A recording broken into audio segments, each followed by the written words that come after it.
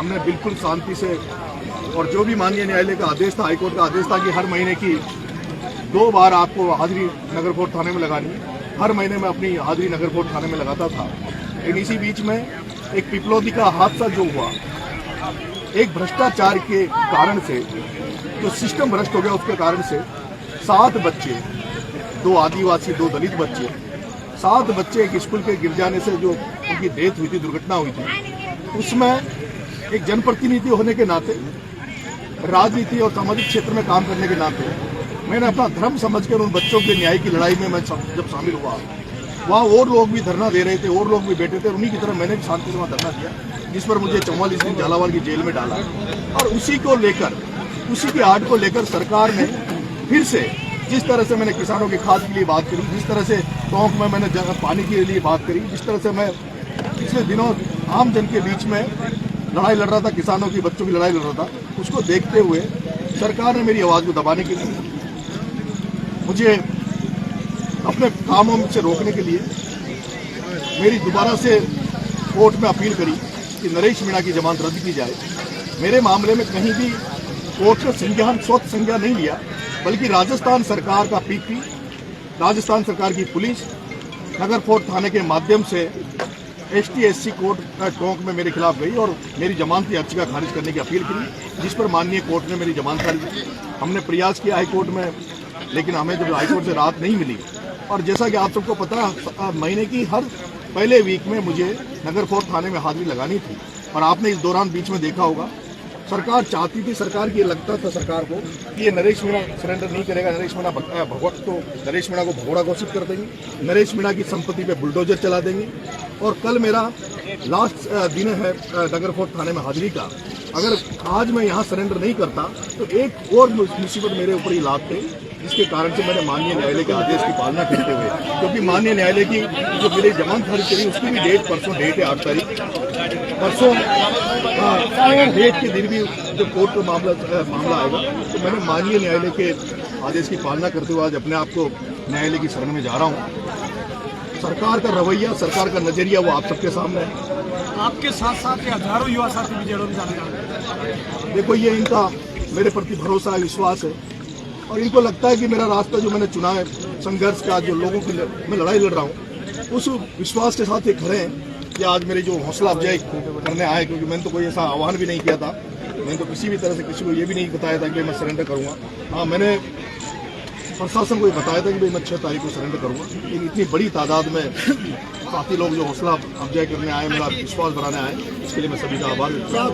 राजनीतिक मंशा नहीं, पूरी राजनीतिक मंशा है, और मुझे ऐसा लगता है, क्योंकि मैंने ये देखा कि शायद राजस्थान का ये पहला मामला है इसमें कोई व्यक्ति जमानत पर बाहर है और उसकी सरकार जाके न्यायालय में जाके उसकी जमानत खारिज करवाती है। मुझे ऐसा लगता है जैसे अंता के जो विधायक थे कंवरलाल मीणा, उसके साथ जिस तरह से उसको जेल में डाला हुआ है, ये सरकार मुझे लगता है ऐसा चाहती है कि नरेश मीणा को जेल में डाला जाए, क्योंकि मेरे मामले में जो 166 का जो मामला है समझौता वाला, उसमें ट्रायल पे स्टे, माननीय हाई कोर्ट ने मेरे ट्रायल पे स्टे दे रखा है। ऐसे में मुझे जब ट्रायल पे स्टे, मेरा जो मुकदमा स्टे है, उसके बावजूद किस आधार पर मुझे जेल में रखेंगे, कब तक रखेंगे? मुझे ऐसा लगता है कि शायद सरकार की मंशा हो कि मेरा ट्रायल जल्दी से ट्रायल करके और मुझे सजा देके मुझे जेल में परमानेंट जेल में डाले और मुझे आने वाले 2028 चुनाव में लड़ने से रोका जाए। देखिए, सावन का बड़ा अजीबोगरीब संयोग हुआ आपके साथ, जब आप वहाँ रिलीज हुए जेल से लंबी कस्टडी के बाद, उस दिन बारिश बरसी। देखो, पिछले समय से जो संयोग थे वो तो आप देख रहे होंगे। मेरी 3 दिवाली तो चुनाव में निकली है,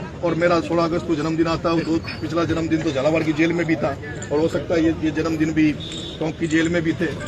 सावन का महीना भगवान शंकर की कृपा है, जो इतने लोगों का प्यार मुझे मिलता है। नहीं तो आप सोचिए कि जब किसी आदमी को ये पता लगता है कि उसको कल जेल जाना है, इस पर क्या बीत रही होगी, मेरे परिवार पर क्या बीत रही होगी। लेकिन जिस तरह से आज ये जन समुदाय मुझे आशीर्वाद देने आया, मेरे साथ खड़ा है, उससे एक विश्वास बढ़ता है, और इस लड़ाई को और मजबूती से लड़ेंगे। और मैं ये कह सकता हूँ कि मेरे सामने 2 रास्ते थे। एक रास्ता मेरे पास सुविधाजनक था, अगर मैं भारतीय जनता पार्टी का रास्ता अपना लेता तो मुझे लगता है जैसे बाकी लोगों के मुकदमे वापस हो जाते हैं, मुकदमे क्लियर कर देते हैं। जैसे आपने एक उदाहरण हार्दिक पटेल का भी देखा होगा, गुजरात का। हार्दिक पटेल का आज एक मुकदमा नहीं है, वो विधायक है। अगर मैं वो रास्ता सुविधाजनक रास्ता अपना लेता भारतीय जनता पार्टी ज्वाइन कर लेता तो शायद मेरे सारे मुकदमे खत्म हो जाते, मुझे कठिनाई नहीं झेलना पड़ता।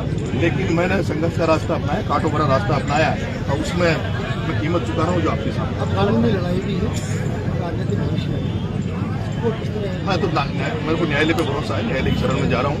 माननीय STSC कोर्ट ने मेरी जमानत खारिज के लिए आज अपना शरण के सामने करूँगा, फिर माननीय मुझे विश्वास है कि न्यायालय में सब नहीं समर्थकों को करने का मेरे सभी समर्थकों से मेरी ये अपील है कि एक तो इस अभी मैं जेल जाऊंगा, कोई भी साथी, कोई भी मेरे चाहने वाले किसी तरह का धरना नहीं करे, किसी तरह की ज्ञापन ना दे, कोई भी प्रदर्शन ना करे। हमें न्यायालय पे भरोसा है, न्यायिक व्यवस्था के तहत ही हमें रिलीफ लेंगे। क्या लगता है संघर्ष की सजा मिली है पूरी? हाँ बिल्कुल, कीमत चुका रहा हूँ, भ्रष्ट सिस्टम से लड़ने की कीमत चुका रहा हूँ, उन तानाशाहों से लड़ने की कीमत चुका रहा हूँ। ये कीमत है कोटा में ओम बिरला के खिलाफ प्रचार करने की, ओम बिरला के खिलाफ खड़ा रहने की, ये कीमत चुका रहा हूँ। जिस तरह से ओम बिरला ने कोटा हड़ौती को खून चूसा, हड़ौती को जिस तरह से उसने निचोड़ दिया है, वही ओम बिरला आप ही की टोंक की धरती पर, आप ही की टोंक की धरती पे बनास पे घात के नाम पर करोड़ों रुपए का रोज भ्रष्टाचार कर रहा है। और मैं ये मेरे पे जब सशर्त हाईकोर्ट ने लगाई थी, इसलिए मैं ऐसा कोई काम नहीं करना चाहता था पिछले 2 साल में, ताकि मुझे दोबारा कोई ऐसा मौका मिले प्रशासन को मेरे पे मुकदमा लगाने का। इसलिए क्योंकि मैंने तो बीच में गाद वाला मामला भी आपको ध्यान है, मीडिया में उठाया था, किस तरह से ओम बिरला का भ्रष्टाचार सबके सामने टोंक में बनास नदी में हो रहा है, तो उसी की कीमत चुका रहे हैं। आपके आइडियल पायलट साहब हैं, उनसे कोई बात हुई? पायलट साहब से कोई बातचीत हुई? देखो मैं कोई पार्टी में नहीं हूँ, अभी मेरी किसी से बात नहीं। क्या लगता है राजनीतिक? बिल्कुल राजनीतिक षड्यंत्र है, और उनको लगता था कि नरेश मीणा कई मुद्दे अभी ऐसे आए जिसमें मैंने अपनी कोई, उसमें उनको लगता था कमजोर हो गया, इसको जेल में डाल देंगे, इसके साथ कोई रहेगा नहीं और इसको जेल में छोड़ देंगे। 9 अगस्त को आदिवासी दिवस से पहले धारा 163 यहाँ लगा दी जाती है, घटनाओं के तो पाबंदी यहाँ रहना पड़ता है, क्या डर है? प्रशासन नहीं जाने, प्रशासन नहीं जाने के भाई प्रशासन को क्या डर है? मैं तो ना कोई अपील करी, ना कोई आह्वान किया, मैं तो आज मैंने बताया था, पर प्रशासन को कहा था 6 तारीख को मैं सरेंडर करूँगा। 9 अगस्त को आदिवासी दिवस है, उसको लेकर क्या कहेंगे आप?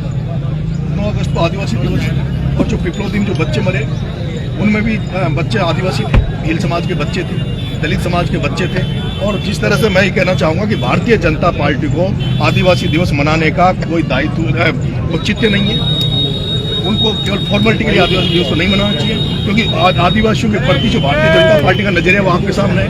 जिस आदिवासी समाज ने पूरे पूर्वी राजस्थान से लेकर हाड़ौती तक आप देख रहे हो, ज्यादातर जो सीटें आदिवासी सीटें हैं वो सारी बीजेपी की झोली में दी है। उसके बावजूद भी आदिवासियों को क्या बीजेपी ने प्रतिनिधित्व राजस्थान में दे रखा है वो सबके सामने है। हमारा एक मंत्री है, वो मंत्री टूटा होना जो है वो आप सबके सामने है। पिछली भी इससे दूसरी जो सरकारें रही है उसमें 7 लाल बत्तियां आदिवासी समाज को मिलती थी, लेकिन आज आदिवासियों का कोई प्रतिनिधित्व इस सरकार में नहीं है। हर दिन आदिवासियों को चलने का काम इस सरकार करती है।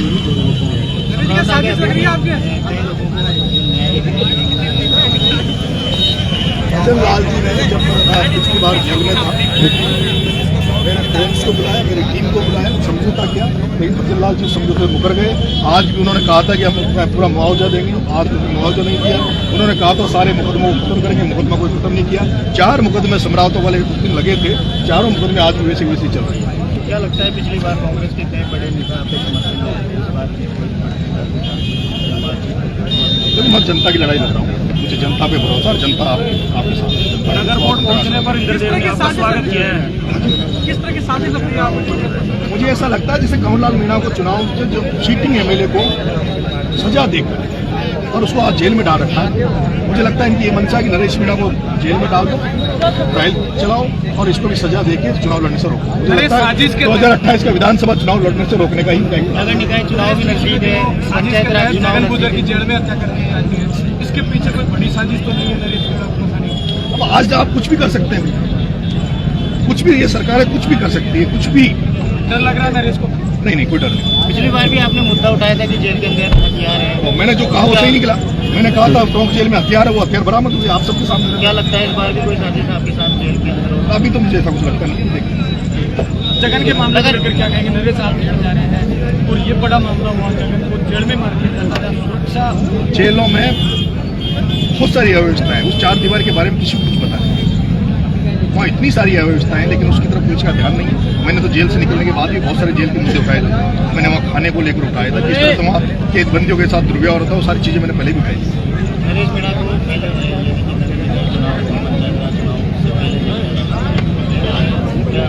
सरकार क्या सोच, लेकिन मेरा ही मानना है, मुझे लगता ऐसा है कि मेरे ऊपर जो कृपा हो रही है वो ओम बिरला की तरफ है।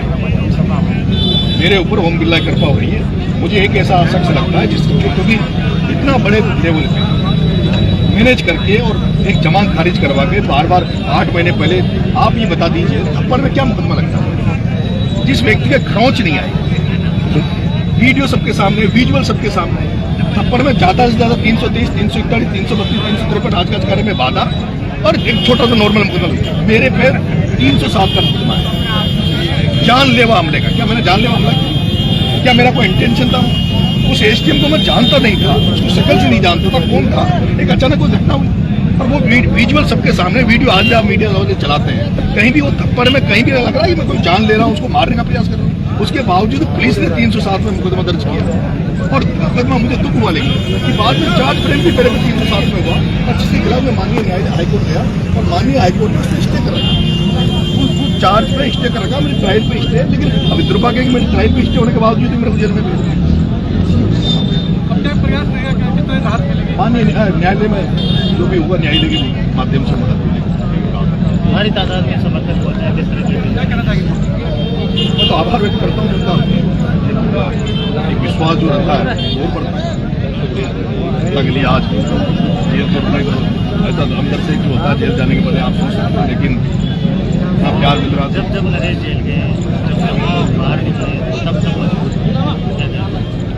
देखो जनता उसके साथ देती है जिसको जनता को ये भरोसा हो जाए कि यह व्यक्ति लोगों के लिए लड़ रहा है, दूसरों के लिए लड़ रहा है।